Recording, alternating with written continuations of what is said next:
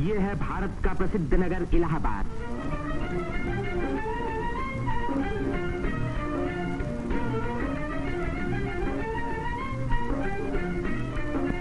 यहीं पहल उत्तर प्रदेश में एक विश्वविद्यालय की स्थापना हुई। इसी वजह से ये नगर उत्तर प्रदेश की शिक्षा और सभ्यता का केंद्र माना जाता है। पंडित मदन मोहन मालवीय, पंडित गोविंद वल्लभ पंत और अनेक प्रतिभाशाली व्यक्ति इसी विश्वविद्यालय की देन हैं, जिन पर आज देश को गर्व है। ये है हमारे प्रधानमंत्री पंडित जवाहरलाल नेहरू का निवास स्थान, आनंद भवन। भारतीय राजनीति का ये एक प्रमुख केंद्र रहा है। इस नगर को तीर्थराज प्रयाग भी कहते हैं।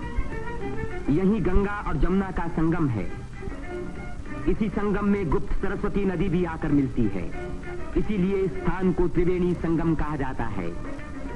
त्रिवेणी बहुत पुराने जमाने से भारत का एक पवित्र स्थान माना जाता है। सृष्टि की रचना की शक्ति प्राप्त करने के लिए यहाँ ब्रह्मा ने यज्ञ और तपस्या की। लक्ष्मी की प्राप्ति के लिए विष्णु ने भी यहीं तपस्या की। यहीं स्नान करके भगवान शंकर ने त्रिपुर राक्षस के वध करने की शक्ति प्राप्त की और यहाँ महात्मा बुद्ध ने संसार को सत्य का संदेश भी सुनाया। समुद्र मंथन के बाद जयंत के अमृत का घड़ा लेकर जाते समय एक अमृत कण छलक कर यहाँ गिरा और तभी से इस स्थान पर कुंभ मेले का महान पर्व आरंभ हुआ। इस वर्ष भारत का सबसे बड़ा कुंभ मेला इसी स्थान पर हुआ। इस मेले में लगभग 1 करोड़ व्यक्ति त्रिवेणी में स्नान करने के लिए आए।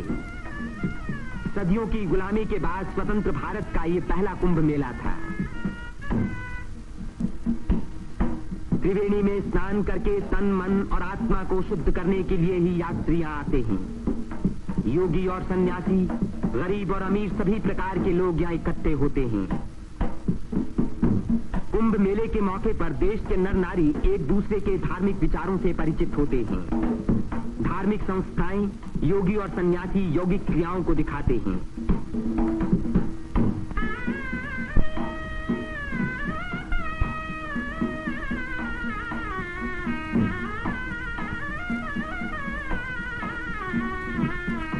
धार्मिक विचारों पर तर्क वितर्क होते हैं और देश के गौरवपूर्ण प्राचीन रहस्यों का उद्घाटन होता है।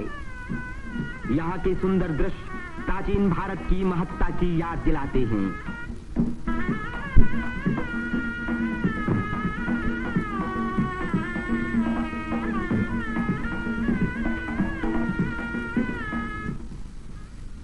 मेले के धार्मिक रूप के अलावा उसके दूसरे दृश्यों में सुंदरता और स्वतंत्रता का रंग चमक रहा था।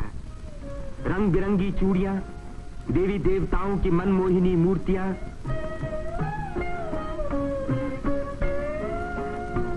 हरी जपन की मालाएं, सिंदूर और चंदन के ढेर, औरतों के साज श्रृंगार, बच्चों के खेल खिलौने, लाल बुझक्कड़ मिट्ठुनियां।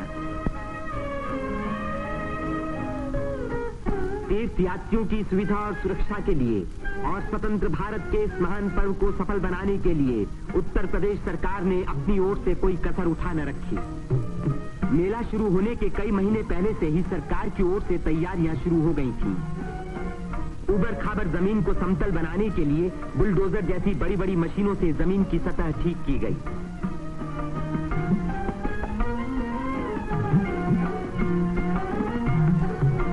गंगा जी ने अपना किनारा 15 से 30 फुट गहरा काट दिया था, जिसके कारण यहाँ स्नान करना असंभव था। बुलडोजरों ने इन किनारों को सपाट बनाया, जिससे तीर्थयात्री यहाँ सकुशल स्नान कर सके। जिस काम को 1000 आदमी 3 महीने में खत्म नहीं कर सकते थे, उसी को 6 बुलडोजरों ने 15 दिन में पूरा कर दिखाया।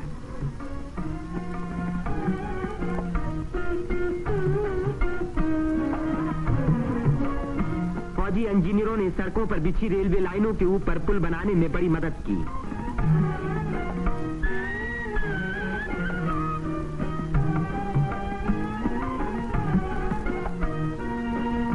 इससे रेलों के आने जाने के समय भीड़ सड़कों पर कभी न रुकी, बल्कि लगातार त्रिवेणी की ओर बढ़ती रही।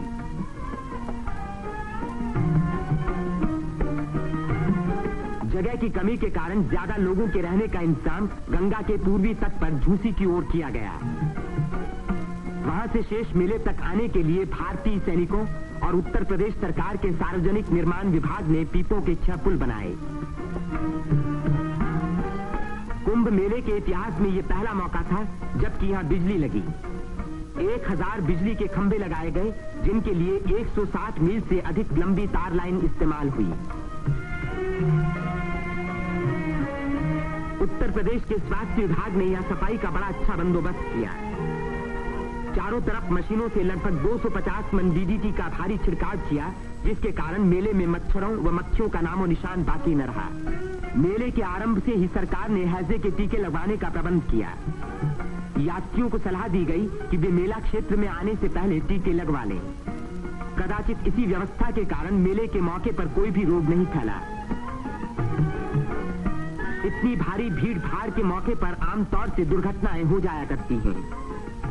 इन दुर्घटनाओं का सामना करने के लिए उत्तर प्रदेश सरकार ने चिकित्सा एवं स्वास्थ्य विभाग की एम्बुलेंस गाड़ियों से घायल और बीमार यात्रियों को तुरंत अस्पताल पहुंचाने का पूरा प्रबंध किया। 9 अस्थायी अस्पताल देरों में खोले गए, जिनमें 228 रोगियों को रखने का इंतजाम था। गरीब रोगियों को खाना मुफ्त में दिया गया। राशनिंग विभाग ने यात्रियों की सुविधा के लिए यहां आटा, शक्कर, मिट्टी का तेल और अन्य जरूरी सामान का भारी स्टॉक जमा किया, जिससे इन चीजों की कीमतें न बढ़ पाएं। इसी प्रबंध के कारण हर व्यक्ति को सस्ते मूल्य पर अपनी इच्छा का खाना मिल सका।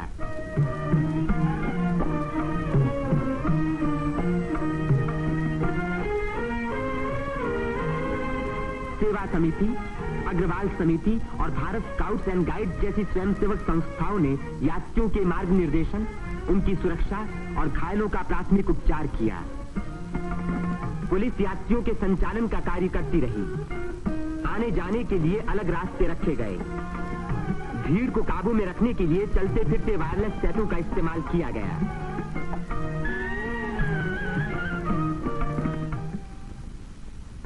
भूले भटके लोगों को खोज निकालने और उनको उनके घर वालों तक पहुंचाने का खास इंतजाम किया गया।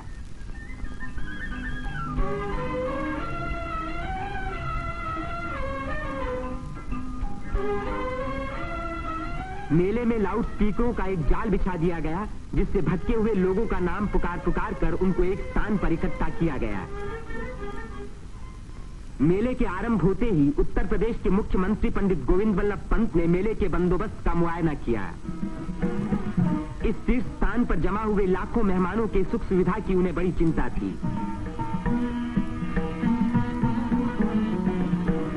उन्होंने नाव पर सवार होकर घाटों का निरीक्षण किया।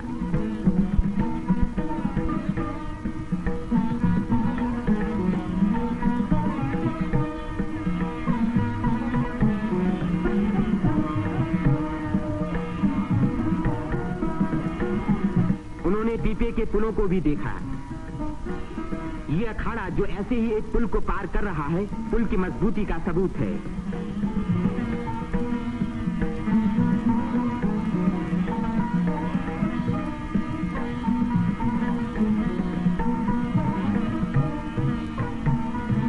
हमारे प्रधानमंत्री पंडित जवाहरलाल नेहरू ने भी मेले के इंतजाम का निरीक्षण किया। वे सड़कों पर घूमे और पुलों पर भी गए।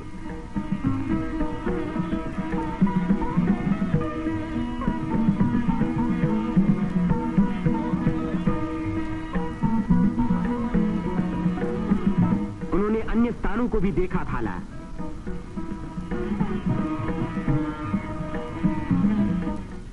भारत के अन्य लाखों व्यक्तियों की भांति हमारे राष्ट्रपति श्री राजेंद्र प्रसाद ने भी त्रिवेणी में स्नान किया। इस दिन अपार जनसमूह यहां इकट्ठा था।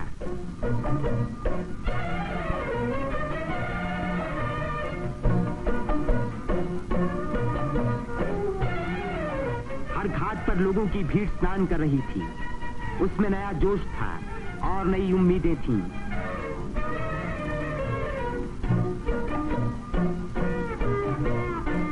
ये दृश्य जाहिर कर रहा था कि इस भीड़ की महान रचनात्मक शक्ति के कारण देश का भविष्य उज्जवल है।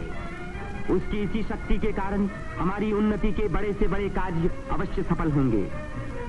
जिस स्थान पर मनुष्य और देवताओं ने यज्ञ किए और भविष्य का संकल्प किया, उसी स्थान पर इन नर नारियों ने आज भारत को फिर से बलवान और सुखी बनाने की प्रतिज्ञा की और भारत की स्वतंत्रता को अमर रखने के लिए अपने शरीर में एक नए प्राण को जन्म दिया।